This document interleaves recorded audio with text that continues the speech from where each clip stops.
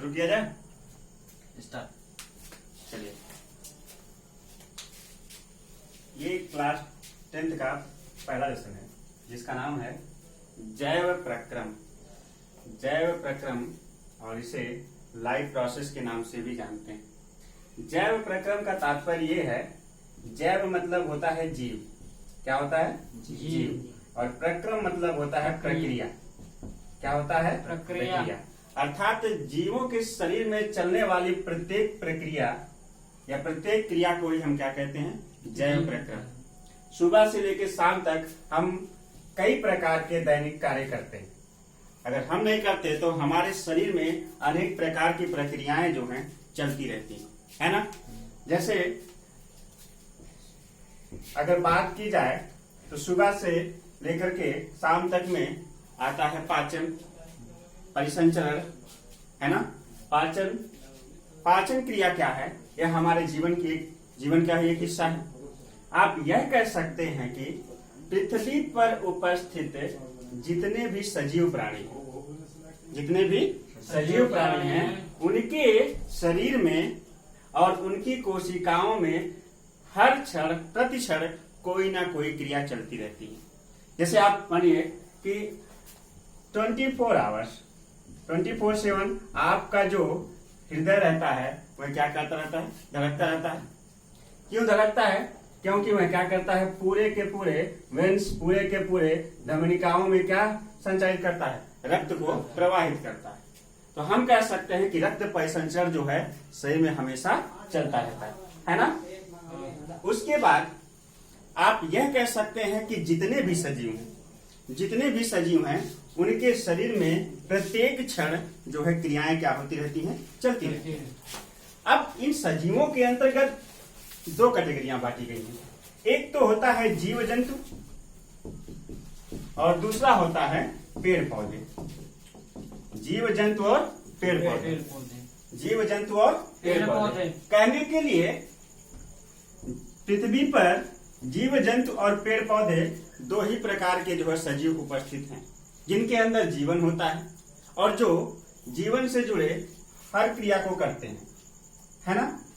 अगर पेड़ पौधों में चलें तो पेड़ पौधों के जीवन में सबसे पहली क्रिया होती है प्रकाश संश्लेषण की। प्रकाश संश्लेषण क्या है? प्रकाश संश्लेषण जिसको हम कहते हैं फोटोसिंथेसिस। क्या कहते हैं? फोटोसिंथेसिस ना। सिंथेसिस ये कौन सी क्रिया है? इसमें क्या होता है? आप यह जानिए कि प्रकाश संश्लेषण या फोटोसिंथेसिस पेड़ पौधों के शरीर में चलने वाली क्या है? क्रिया है, जिसके माध्यम से अपना भोजन बनाते हैं। अब प्रकाश संश्लेषण की अगर परिभाषा देखा जाए तो परिभाषा में हम जब चलते हैं तो पाते यह हैं कि प्रकाश संश्लेषण में पेड़ पौधों की हरी पत्तियां, कौन सी पत्तियां? हरी पत्तियां और पत्तियों का रंग हरा किसके कारण होता है? क्लोरोफिल के कारण। पेड़ पौधों की हरी पत्तियां जो है वायुमंडल से कार्बन डाइऑक्साइड, ये है वायुमंडल से क्या लेती हैं? Carbon dioxide. और चलिए इसकी रासायनिक अभिक्रिया बता देते हैं। रासायनिक अभिक्रिया में क्या है? प्रकाश संश्लेषण कहते किसे? पहले उसकी परिभाषा, फिर रासायनिक अभिक्रिया। पेड़ पौधों की हरी पत्तियां, ध्यान सुनिएगा, पेड़ पौधों की हरी पत्तियां वायुमंडल से कार्बन डाइऑक्साइड लेती हैं और सूर्य का प्रकाश लेकर जल की उपस्थिति में जब अपना भोजन बनाती हैं, इसी प्रक्रिया को क्या कहते हैं? प्रकाश संश्लेषण। ये सारी की सारी क्रियाएं तब संभव है क्योंकि पत्तियों के अंदर सूर्य के प्रकाश को एब्जॉर्ब करने की, सूर्य के प्रकाश को जो है एब्जॉर्ब मतलब अवशोषित करने की क्षमता क्या होती है? बहुत ज्यादा होती है। बात समझे? तो हम अगर इसके रासायनिक, जैसे आप लोग रसायन विज्ञान पढ़ते हैं ना, रसायन विज्ञान में आप रिएक्शन देखते हैं A+B क्या बना, जैसे तो इस प्रकार से फोटोसिंथेसिस का भी एक रिएक्शन बहुत ही इंपॉर्टेंट है और बोर्ड में हर साल पूछता है। इस चीज को जानते रहिए। तो उसमें आपको क्या करना है? उसमें देखिए, पेड़ पौधे वायुमंडल से क्या लेते हैं? Carbon dioxide. पेड़ पौधे वायुमंडल से कार्बन डाइऑक्साइड लेते हैं। कहाँ लेते हैं? एटमॉस्फेयर से, वायुमंडल से। उसके बाद जो है अपने जड़ों द्वारा क्या लेते हैं, जल लेते हैं, क्या लेते हैं, वाटर। हाँ। तो 6CO2 प्लस 12H2O, ध्यान से सुनिएगा इस रिएक्शन, ये बहुत इंपॉर्टेंट है। 6CO2 प्लस 12H2O, देखिए यहां पर इक्वल टू का निशान लग गया। ये कोई भी पेड़ है, कोई भी पौधा है, वह वायुमंडल से क्या लिया, कार्बन डाइऑक्साइड। इसके नीचे लिखते हैं कार्बन डाइऑक्साइड, कार्बन डाइऑक्साइड, और फिर जो है नीचे जमीन से क्या लिया, जल। अब हम ये भी कह सकते हैं जो कार्बन डाइऑक्साइड मिली, ये कहां से मिली, वायुमंडल से, है ना। और जल कहां से, जल का वायुमंडल से मिला, और सीधे सीधे जल जो है कहां से मिला, ये जो है आपके भूमि से, हाँ। और इसे लिया कौन, जल। जड़ें जो है जल और खनिज पदार्थ खींचने का कार्य करती हैं पृथ्वी से, मिनरल्स, और जो है इनकी पत्तियां कार्बन डाइऑक्साइड खींचने का काम करती हैं। अब तो वायुमंडल से इन्होंने ले लिया कार्बन डाइऑक्साइड, और जो है आप यह कह सकते हैं कि जड़ों द्वारा भूमि से क्या लिया, जल लिया। और यहाँ पे लिखेंगे सूर्य का प्रकाश, सूर्य का प्रकाश, सूर्य के प्रकाश की उपस्थिति में, सूर्य के प्रकाश की उपस्थिति में, और पत्तियों में क्या होता है उपस्थित, क्लोरोफिल, क्लोरोफिल, क्लोरोफिल के माध्यम से। देखिएगा यही रिएक्शन और यही परिभाषा है कि पेड़ पौधों की हरी पत्तियां वायुमंडल से कार्बन डाइऑक्साइड लेकर, भूमि से जड़ों द्वारा जल लेकर जब अपना भोजन बनाती हैं, तो इसे क्या कहते हैं, फोटोसिंथेसिस। अब देखते हैं क्या है वो भोजन। ये है C6H12O6, इसे ग्लूकोज फार्मूला, बट हम ये कहेंगे कार्बोहाइड्रेट, क्या कहेंगे, कार्बोहाइड्रेट, कार्बोहाइड्रेट, क्योंकि ग्लूकोज भी एक प्रकार का कार्बोहाइड्रेट ना, कार्बोहाइड्रेट है, कार्बोहाइड्रेट। अब कार्बोहाइड्रेट है क्या, भोजन, क्या है, भोजन। किसका भोजन है, पौधे का भोजन तैयार है।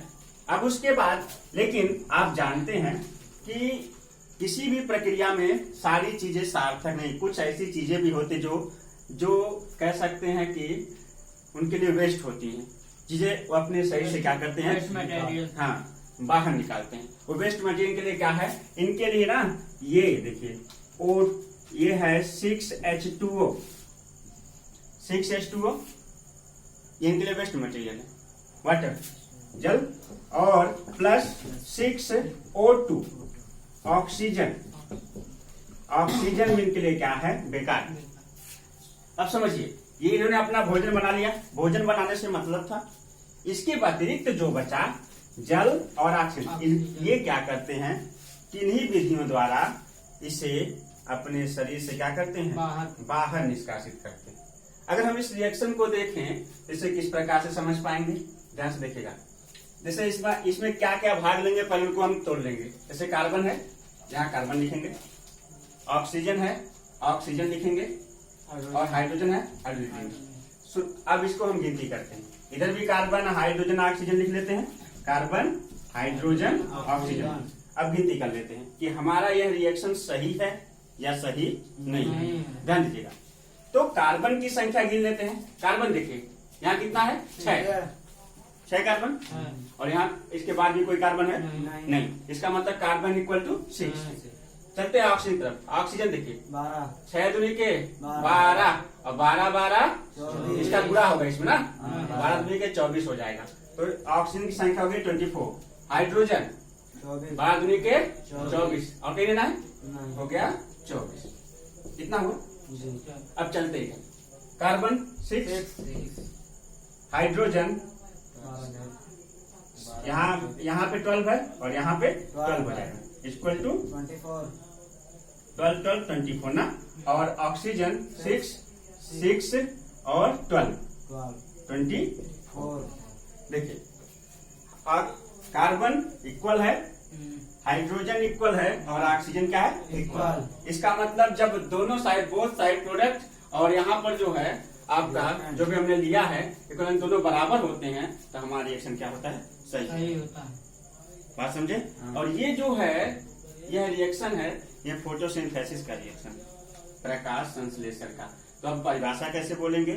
पेड़ पौधों की हरी पत्तियां वायुमंडल से कार्बन डाइऑक्साइड लेती हैं, अपनी जड़ों द्वारा भूमि से जल लेती हैं, सूर्य के प्रकाश की उपस्थिति में हरी पत्तियों में उपस्थित क्लोरोफिल के माध्यम से जब अपना भोजन तैयार करती हैं, तो इसे ही हम क्या कहते हैं? प्रकाश संश्लेषण। अब इस प्रकाश संश्लेषण में देखा जाए तो वेस्ट के रूप में क्या बना? इसमें वाटर। क्या बना? वाटर। ये वेस्ट है और ऑक्सीजन वेस्ट है। किसके लिए वेस्ट है? पेड़ पौधों के लिए। लेकिन पेड़ पौधों के लिए वेस्ट है, लेकिन हमारे लिए क्या है? हमारी लाइफ है। ऑक्सीजन हमारे जीने का क्या है? साधन है। साधन है ना? तो उनके लिए वेस्ट है, क्योंकि वो क्या करते हैं? निकालते हैं। और हमारे लिए क्या है? लाइफ है। क्या करते हैं? एब्जॉर्ब करते हैं। अब इधर देखिए, ये कार्बन डाइऑक्साइड जो कि उसने कहां से लिया है? एटमॉस्फेयर से लिया है, वायुमंडल से लिया है। ये कार्बन डाइऑक्साइड किसके लिए वेस्ट है? हमारे लिए। कार्बन डाइऑक्साइड, ठीक है ना, ये हमारे लिए वेस्ट है, लेकिन ये पेड़ पौधों के लिए क्या है? लाइफ है। यानी जो हमारे लिए वेस्ट है वो उनके लिए लाइफ है, जो उनके लिए वेस्ट है हमारे लिए लाइफ है। बात समझ में आई? अब आगे बढ़ते हैं। तो अगर हम ये कहें कि प्रकाश संश्लेषण कहते किसे हैं, फोटोसिंथेसिस कहते किसे हैं, तो परिभाषा बोल लेंगे। कैसे बोलेंगे? पेड़ पौधों की हरी पत्तियां वायुमंडल से कार्बन डाइऑक्साइड लेकर अपनी जड़ों द्वारा भूमि से जल लेकर सूर्य के प्रकाश की उपस्थिति में पत्तियों में उपस्थित क्लोरोफिल के माध्यम से जब अपना भोजन बनाती हैं, तो इस प्रक्रिया को ही क्या कहते हैं? प्रकाश संश्लेषण कहते हैं। अब हम जानते हैं कि प्रकाश संश्लेषण में कौन कौन से कच्चे रॉ मटेरियल यूज होते हैं। कच्चे पदार्थ मतलब रॉ मटेरियल कौन कौन से हैं? कार्बन डाइऑक्साइड है, वाटर है ना, वाटर है, और साथ ही साथ जो है सनलाइट है, क्लोरोफिल है। ये सारी चीजें जो इसमें रॉ मटेरियल हैं, ये क्या करती हैं? यही मिलकर जो है इनके लिए भोजन बनाती हैं। बात समझे? अब अगर देखा जाए तो जैव प्रक्रम के अंतर्गत वही प्राणी आते हैं जिनके अंदर जीवन होता है, जिनके अंदर जीवन जिनकी सेल्स जो है एक्टिव होती हैं। जो अब अगर बात करें, जैव प्रक्रम यही बताता है कौन सी चीज लिविंग थिंग्स है और कौन सी चीज नॉन लिविंग थिंग्स है, कौन सी सजीव है और कौन सी निर्जीव है। अब जैव प्रक्रम अगर जीवन की प्रक्रियाएं पढ़ रहे हैं, तो जीवन की प्रक्रियाओं की सारी चीजें कभी भी नॉन लिविंग थिंग्स पर अप्लाई नहीं होंगी। तो जब भी अप्लाई होंगी वो लिविंग थिंग्स पर ही अप्लाई होंगी, सजीवों पर ही अप्लाई होंगी। बात समझ में? सजीवों पर अप्लाई होने का मतलब क्या होता है कि सजीवों के शरीर में ही उनकी कोशिकाएं, क्योंकि जीवित रहती हैं, उनकी कोशिकाएं डिवाइड होती हैं, उनका शरीर वृद्धि करता है, वह सांस लेते हैं, उनके अंदर जो है ऑक्सीजन की आवश्यकता जीने के लिए होती है, और कह सकते हैं कि सारी चीजें, और उनके शरीर में जो है ब्लड फ्लो करता है उनका, है ना। तो अगर आपसे ये पूछा जाए कि क्या क्वालिटी देखकर, क्या प्रॉपर्टी देखकर आपने पेड़ पौधों को बताया कि यह जो है लिविंग थिंग्स हैं, तो आप क्या कहेंगे? क्या प्रॉपर्टीज, क्या क्वालिटी देख के आपने बताया कि पेड़ पौधे लिविंग थिंग्स हैं, सजीव हैं? कुछ बता सकते हैं? मोमेंट मतलब मोमेंट का मतलब होता है कि एक स्थान से दूसरे स्थान तक पहुंच जाना, है ना। गति, उनमें गति कहाँ है? पेड़ तो आज यहाँ आकर वहां थोड़ी रहेगा, वही रहता है। कौन सी मोमेंट है वो? मोमेंट है मगर उनमें नहीं है, उनके ब्रांचेज में टहनियां बढ़ती हैं साइड बोथ साइड, और ग्रोथ उनमें वृद्धि जो है क्या होती रहती है? बढ़ती रहती है। और हर एक लिविंग्स की सबसे बड़ी पहचान ये है कि वो क्या करते हैं? ग्रोथ करते हैं, वृद्धि करते हैं, बढ़ते हैं। और पेड़ पौधे भी बढ़ते हैं, इस कारण से हम यह कह सकते हैं कि वे क्या है? Living things. समझ में आया? पेड़ पौधे क्या हैं? लिविंग थिंग्स इसलिए हैं, सबसे पहली बात तो वो क्या करते हैं? जो दिखता है वो बताइए। हमें वृद्धि दिख रही है क्योंकि हम सजीव हैं। कुर्सी, मेज है, ईंट है, ये सब नहीं बढ़ेंगे क्योंकि इनमें जीवन नहीं है। लेकिन जो लिविंग्स हैं उनमें कोई ना कोई प्रॉपर्टीज, एक मेन प्रॉपर्टीज मिलनी चाहिए। तो मेन प्रॉपर्टीज ये है कि पेड़ पौधे वृद्धि करते हैं, जो हम सटीक देख सकते हैं अपनी आंखों से। पेड़ हम लगाते हैं, अगर वो जो है लग जाता है तो फिर वृद्धि करना शुरू कर देता है, तो हम कहते हैं कि वो बढ़ रहा है। बढ़ने का मतलब, बढ़ने का जो गुण होता है वो सजीवों का गुण है। लेकिन इस बढ़ने के लिए, कोशिका की वृद्धि के लिए, कोशिका के जीवन यापन के लिए क्या चाहिए? अपने शरीर को एक्टिव रखने के लिए हमें क्या चाहिए? न्यूट्रिएंट्स, पोषण। पोषण चाहिए, न्यूट्रिएंट्स चाहिए ना। अब वो न्यूट्रिएंट्स हमें मिलेगा कहाँ से? कहीं ना कहीं हमारे भोजन से मिलेगा, है ना। कुछ न्यूट्रिएंट्स भोजन से मिलेंगे, कुछ न्यूट्रिएंट्स हमें वाटर से मिलेंगे। आप कहेंगे वाटर में न्यूट्रिएंट्स नहीं होते, माइनर होते हैं। बात समझे? पर अब चलते हैं न्यूट्रिएंट्स के बारे में। तो हाँ, न्यूट्रिएंट्स के बारे में, पोषण के बारे में थोड़ा सा इसको नोट डाउन करिए तो बताएं आगे।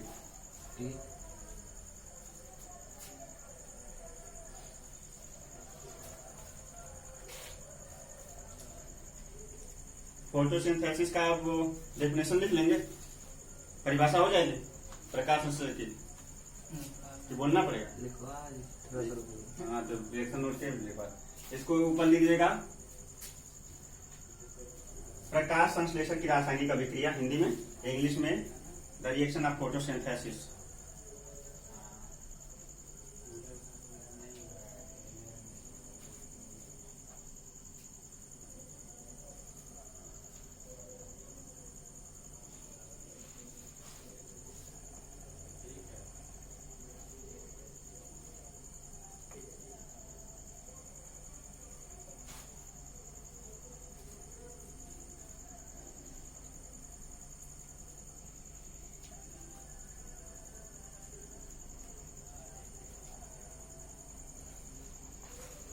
Okay, complete.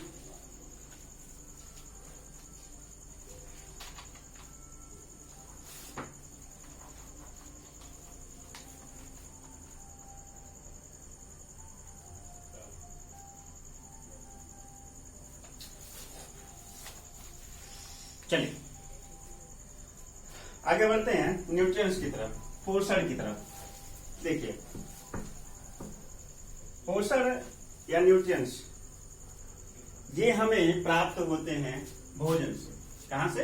भोजन से। जो भी हम खाते हैं, हमारे फूड से हमें न्यूट्रिएंट्स प्राप्त होते हैं। और फूड हम कई टाइप्स के फूड लेते हैं। कुछ फूड्स हम कच्चे खाते हैं, कुछ पका के खाते हैं, तो कुछ में डिफरेंट टाइप्स ऑफ फूड्स जो है हम डिफरेंट टाइप तरीके से लेते हैं। और अलग अलग प्रकार के जो है प्राणी अलग अलग प्रकार का फूड लेते हैं। आप जानते हैं जिस प्रकार का खाना हम खाते हैं, वेजिटेरियन, नॉन वेजिटेरियन, वो तो अलग है, क्योंकि हम लोग सब, हम जितने भी हैं, हम लोग ओमनीओरस हैं। लेकिन जितने भी, अगर हम चले हर्बीओरस में, शाकाहारी में, तो शाकाहारी वो नहीं खाता जो कि कार्निवोरस खाता है। बात समझे? तो पृथ्वी पे जितने प्रकार के प्राणी हैं वो अलग अलग प्रकार के भोजन क्या करते हैं? लेते हैं। पर वो भोजन लेने के पीछे क्या है? कहीं ना कहीं उनसे एनर्जी मिलती है। और वो एनर्जी क्या है, एनर्जी कैसे मिलती है, इसी को हम डिफाइन करेंगे। किसमें? पोषण में, न्यूट्रिएंट्स में। न्यूट्रिएंट्स आखिर है क्या? अकॉर्डिंग टू न्यूट्रिएंट्स प्राणी कितने प्रकार के होते हैं, यानी पोषण के अनुसार प्राणी कितने प्रकार के होते हैं, इस बात को जो है यहाँ पर आपको बताया जाएगा। ठीक है ना। अकॉर्डिंग टू न्यूट्रिएंट्स प्राणी कितने प्रकार के होते हैं। तो देखिए, न्यूट्रिएंट्स के अगर हम यहाँ पर डिफाइन करें, यहाँ पे बांटे, यहाँ पे बताएं, तो न्यूट्रिएंट्स के अनुसार प्राणी जो है यहाँ पर 2 टाइप्स होते हैं। कितने प्रकार के? There are 2 types of. देखिए, 2 तरह के जो है प्राणी होते हैं। एक तो होते हैं पहला पोषण, पहले लिखते हैं पोषण के अनुसार प्राणियों कितने प्रकार के होते हैं? 2 प्रकार के। एक तो होते हैं स्वपोषी और दूसरे होते हैं परपोषी। स्वपोषी, परपोषी। कभी कभी परपोषी को एक दूसरे नाम से भी जाना जाता है। इसको हम कभी कभी विषमपोषी भी कहते हैं, विषमपोषी। अब स्व मतलब होता है सेल्फ न्यूट्रिएंट्स, है ना, या फिर ये जो है अनदर या किसी पे डिपेंड्स रहते हैं। तो रही बात स्वपोषी की, पहले परिभाषा जान लेते हैं। स्वपोषी के अंतर्गत वे प्राणी आते हैं जो अपना भोजन स्वयं बनाते हैं और अपने भोजन के लिए इन्हें किसी भी माध्यम पर किसी बाह्य माध्यम पर निर्भर होने की आवश्यकता नहीं। बाह्य माध्यम का मतलब होता है कि किसी प्राणी के यहाँ, या आप कह सकते हैं कि किसी माध्यम से किसी भी जगह पर इन्हें किसी भी बाह्य माध्यम में अपने पोषण के लिए निर्भर रहने की आवश्यकता नहीं है। ये प्राकृतिक रूप से जो है अपना अपना भोजन क्या करते हैं, तैयार करते हैं। और जो परपोषी हैं, ऑलवेज बी डिपेंड ऑन, ये हमेशा निर्भर रहते हैं किस पे, स्वपोषी पर। बात समझे, स्वपोषी पर निर्भर रहते हैं, अर्थात ये अपने भोजन के लिए सदैव दूसरों पर क्या रहते हैं, निर्भर रहते हैं। अगर स्वपोषी ना हो तो परपोषी नहीं रहेगा। बात समझे ना, क्योंकि स्वपोषी एक ऐसा माध्यम है जो कि फूड की चेन बनाता है। अगर हम कहें कुछ लोग यहाँ पे शाकाहारी हैं, मनुष्य में बात कर रहे हैं, मानव में बात कर रहे हैं, कुछ लोग शाकाहारी हैं, कुछ लोग शाकाहारी मांसाहारी दोनों हैं। मनुष्य दो ही तरह का है, शाकाहारी और सर्वाहारी, यही दो तरह के हैं बस। मांसाहारी तो है ही नहीं, क्योंकि मांसाहारी वो का जो केवल मांस खाता है। मनुष्य को अगर खाएगा तो केवल शाकाहारी खाएगा, नहीं तो दोनों खाएगा। बात समझे ना, इसलिए इसको दो कैटेगरी में खाता है, शाकाहारी, सर्वाहारी। मांसाहारी तो वो होते हैं केवल जो मांस खाते हैं, उनको मांसाहारी कहते हैं। पर यहाँ पर मनुष्य की बात की जाए, मनुष्य को सर्वाहारी इसीलिए कहा क्योंकि वह दोनों का सेवन करता है। और दूसरी जो सबसे बड़ी बात यह है कि स्वपोषी प्राणी वे प्राणी होते हैं जो, अब इनकी सीधे सीधे डेफिनेशन तोड़ के बताया जाए कि स्वपोषी प्राणी वे प्राणी होते हैं जो जिनके अंदर क्लोरोफिल होता है, जो सूर्य के प्रकाश को ग्रहण करके अपना भोजन बनाते हैं। तो आप तुरंत समझ गए क्या है ये। स्वपोषियों के अंतर्गत कौन आता है? स्वपोषी के अंतर्गत वही आएगा जिसके अंदर क्लोरोफिल होगा। केवल पेड़ पौधे, और एक ऐसा जंतु भी है जिसके अंदर क्लोरोफिल पाया जाता है। बता सकते हो उसका नाम? नहीं, यूनिसेल्स में उसका नाम है यूग्लिना। यूग्लिना के शरीर में जो है क्लोरोफिल पाया जाता है, वह सूर्य के प्रकाश में अपना भोजन बना सकता है। बस समझे। अब आगे बढ़ते हैं। परपोषी, जिसको हम विषमपोषी भी कहते हैं। स्वपोषी की परिभाषा तो आप जान ही गए, इन्हें अपने पोषण के लिए किन्हीं बाह्य माध्यमों पर निर्भर होने की कोई आवश्यकता नहीं है। जैसे ना, एक आसान सा एग्जाम्पल, जैसे आपके घर में कभी कोई चीज कमी पड़ गई, जैसे मान लीजिए नमक कम पड़ गया, नमक खाना बन रहा, नमक चाहिए तुरंत चाहिए, दुकान पर भी नहीं है, तो क्या करते हैं? फटाक जाते बगल वाले सामान को लेकर चले जाते हैं, आज थोड़ा नमक दे दीजिए, कल वापस कर देंगे, नहीं भी देंगे वो अलग बात है। लेकिन आपने क्या किया, कहीं डिपेंड तो हो गए ना। तो यहाँ पर क्या है, स्वपोषी में पेड़ कभी आपसे कुछ नहीं कहेगा, दीजिए चाहे मत दीजिए।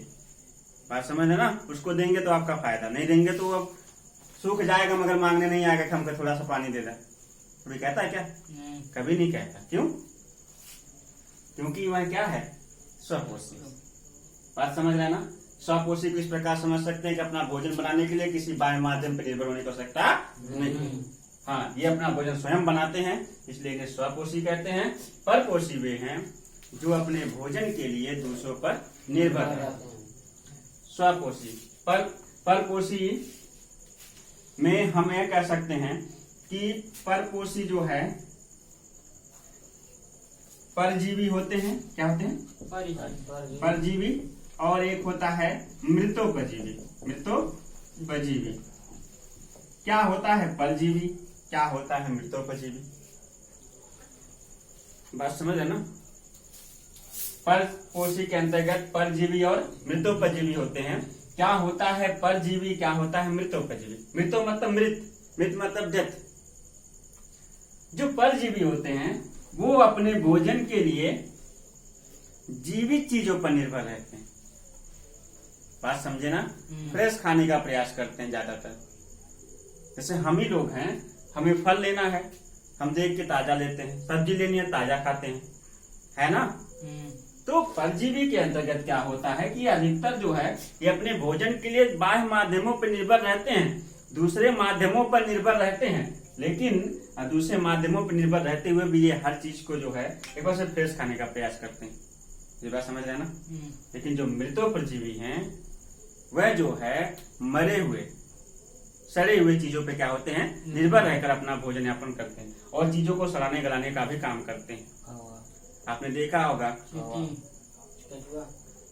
कौवा कौवा नहीं, माइक्रो बैक्टीरिया जो सूक्ष्म बैक्टीरिया होते हैं जो चीजों को मैंने बताया कि सड़ाने गलाने का काम करते हैं। कोई प्राणी कहीं मर जाता है, कुछ दिन बाद सड़ खत्म हो जाता है, इसका मतलब उसको सड़ाने गलाने का काम केवल बड़े प्राणी नहीं किए, कुछ ऐसे होते हैं जो उससे मायने सड़ाते रहते हैं, दिखाई भी नहीं देते हैं। बात समझ ना, उसको पैरासाइट्स कहते हैं, मृतोपजीवी कहते हैं। वो मृतोपजीवी ऐसे होते हैं, यानी ऐसे प्राणी जो अपने भोजन के लिए मृत चीजों पर निर्भर रहते हैं।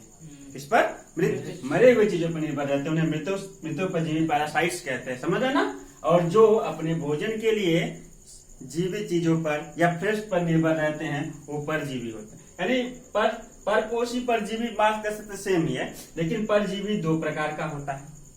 एक होता है परपोषी दो प्रकार का होता है, एक होता है परजीवी और दूसरा होता है मृतोपजीवी। परजीवी और मृतोपजीवी, बात समझ रहे ना। तो ये जो है पोषण के जो है चरण है।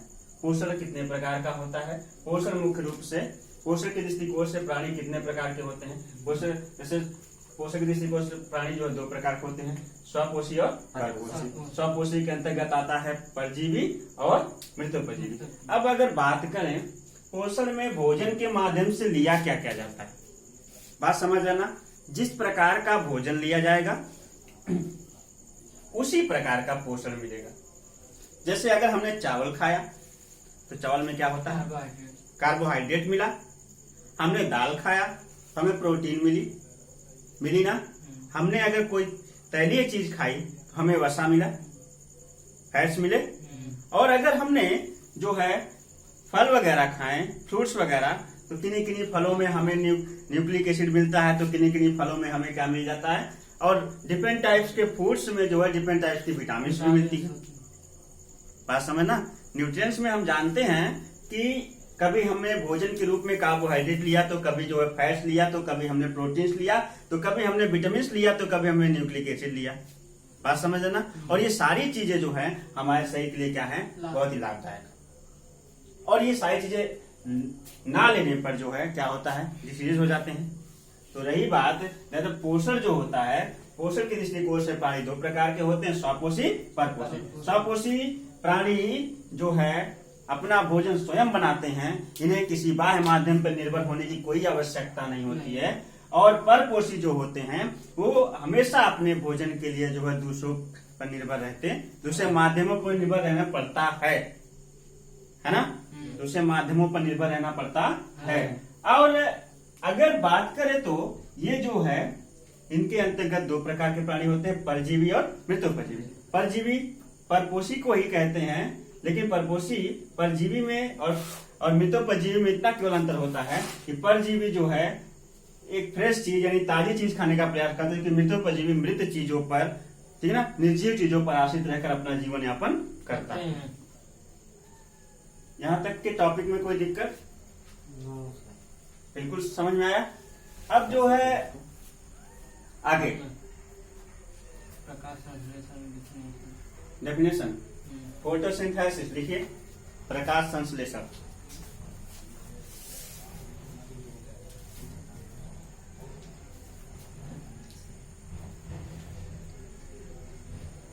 सभी हरे पेड़ पौधों की पत्तियां, सभी हरे पेड़ पौधों की पत्तियां, सभी हरे पेड़ पौधों की पत्तियां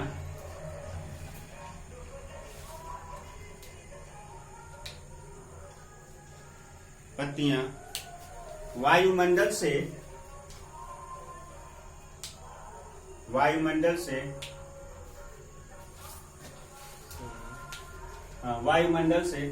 कार्बन डाइऑक्साइड ग्रहण कर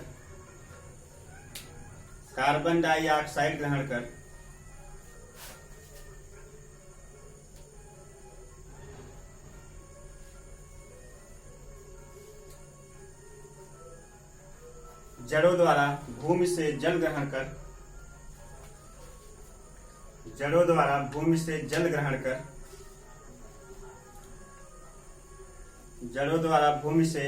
जल ग्रहण कर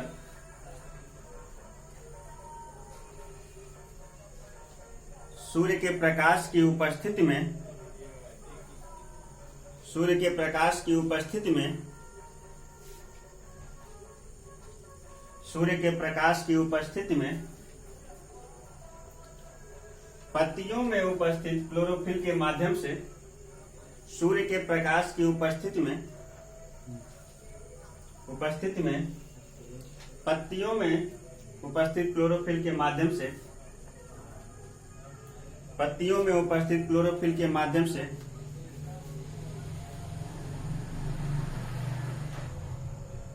से जब अपना भोजन तैयार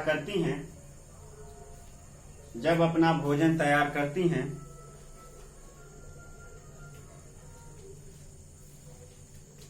तो इस प्रक्रिया को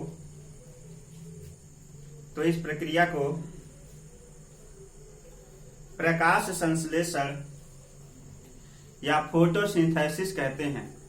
इस प्रक्रिया को प्रकाश संश्लेषण या फोटोसिंथेसिस कहते हैं।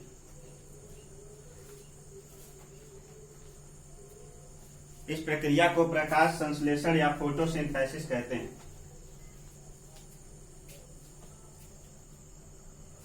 फोटोसिंथेसिस कहते हैं। रिएक्शन तो हो गया है, रिएक्शन समझ में भी आ गया। जो चीज रिएक्शन में है वही चीज सेम यहाँ पर। और ये रिएक्शन किस टाइप का है जो सुबह में बताया गया था? नॉन रिवर्सिबल है ना। अब ये भी जान लेते हैं कि अगर कोई प्राणी जो है स्वपोषी सेल्फ न्यूट्रिएंट्स है या वो किसी प्रकार से दूसरे माध्यमों पर निर्भर है, तो जान लेते हैं कि आखिर कैसे जानेंगे कि कौन सा प्राणी जो है स्वपोषी है और कौन सा परपोषी। इसके लिए ना हमें एक चेन का अध्ययन करना पड़ता है। इट्स कॉल्ड फूड चेन, है ना। फूड चेन पिरामिडिक स्टेट होती है इसकी, फूड चेन। चलिए फूड चेन के बारे में जान लेते हैं। हिंदी में कहते हैं इसको खाद्य श्रृंखला। क्या कहते हैं? खाद्य श्रृंखला। खाद्य श्रृंखला। हिंदी में है ये खाद्य श्रृंखला। खाद्य श्रृंखला इंग्लिश में इसको कहते हैं फूड चेन। चलिए जान लेते क्या होती है फूड चेन, खाद्य श्रृंखला क्या होती है, कि किस प्रकार की होती है, किस दिशा में चलती है, जैसे ये भी जान लेते हैं। तो अगर हम बात करें फूड चेन की तो ध्यान दीजिएगा। तो फूड चेन में सबसे पहले आते हैं शाकाहारी